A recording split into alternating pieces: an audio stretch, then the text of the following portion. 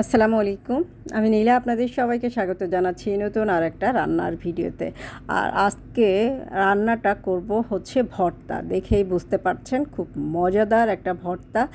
তো ভর্তার জন্য আমি বরবটি কুচি করে নিয়েছি আস্ত একটা রসুন, একটা পেঁয়াজ এবং কাঁচামরিচ। এখন আমি কড়াইয়ে একটু তেল দিয়ে দিলাম।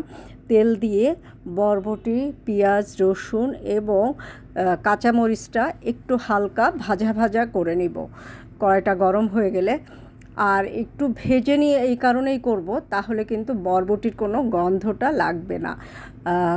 ভাজা ভাজা হলে বরবটির গন্ধটা চলে যাবে। তো সব কিছু আমি একসাথে দিয়ে দিব একটু স্বাদ মতো লবণ এবং কালো জিরা, সাথে আস্ত জিরা।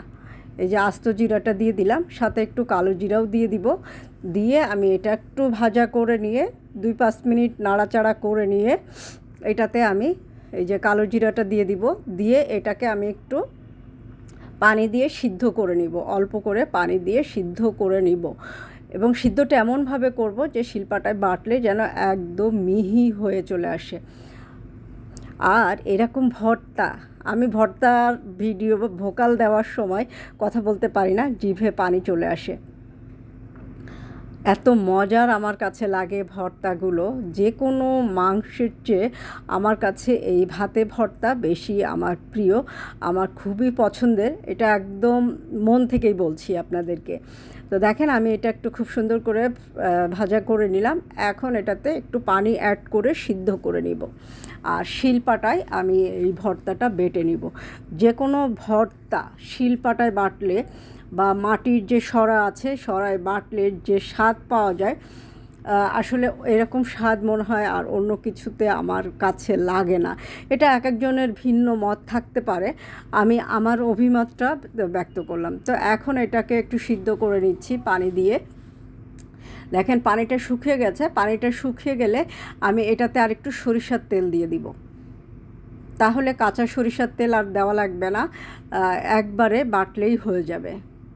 তো পানিটা শুকিয়ে গেছে। এখন আমি একটু সরিষার তেল দিয়ে এটাকে আরেকটু ভাজা করে নিব।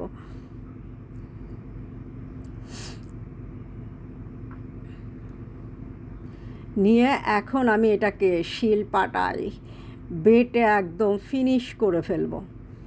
গরম গরম ভাতের সাথে বা পানি দেওয়া পান্তা ভাতের সাথে খেতে খুবই মজা লাগে। আর আপনারা এভাবে একটু ভর্তা করে খেয়ে দেখবেন, খুবই টেস্টি লাগবে, খুবই টেস্টি লাগবে। আর যে কোনো ভর্তা টর্তা করার সময় একটু কালো জিরা বা আস্ত জিরা এগুলো দিয়ে দিবেন, খেতে কিন্তু বেশি স্বাদ লাগে। আর রসুনটা আমি আস্তই দিয়েছিলাম, রসুনও সিদ্ধ হয়ে গেছে। এখন আমি এটাকে শিলপাটায় বাটবো, একদম গরম গরমই বাটবো, আমার কোনো অসুবিধা হবে না। ভর্তা আমার এতটাই প্রিয় যে আমি এটা তৈরি করার সময় খুব এক্সাইটেড থাকি, আর খাওয়ার সময় আরও বেশি এক্সাইটেড থাকি।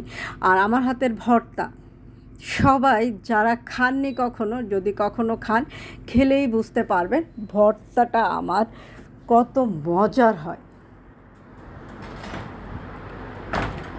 তো দেখেন কি সুন্দর ধোঁয়া উঠছে। তো এখন বাটাবাটির কাজ শেষ করে ভর্তাটা সার্ভ করব।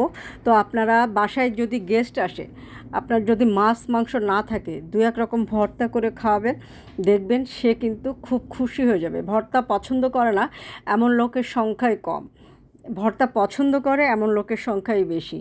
তো আমার ভর্তাটা বাটাবাটির কাজ করছি, বাটাবাটিটা শেষ হয়ে গেলেই নামিয়ে আমি গরম গরম ভাতের সাথে খাবো। আর আপনারা চাইলে পান্তা ভাতের সাথেও খেতে পারেন। আর আমার এই ভর্তা বানানোটা কেমন লাগলো আপনাদের কমেন্ট করে জানাবেন। আর আমার সাধারণ ভিডিওগুলো আপনাদের কেমন লাগে সেটাও কমেন্ট করে জানাবেন। আর যারা আমার পেজটা এখনও ফলো করেনি তারা ঝটপট করে ফলো করে দিন। আর এরকম মজার মজার ভর্তা খাবেন বানিয়ে। আর আমার এই ভর্তাটা কেমন লাগলো কমেন্ট করে জানাবেন। আজকেই পর্যন্তই, দেখতেই পাচ্ছেন ভর্তাটা বানানো অলরেডি হয়ে গেছে। তো আপনাদের সবার এরকম ভর্তা তৈরি করে খাওয়ার দাওয়াত থাকলো। আজকে পর্যন্ত, আল্লাহ হাফেজ। আর সবাই কিন্তু অবশ্যই এভাবে ট্রাই করবেন।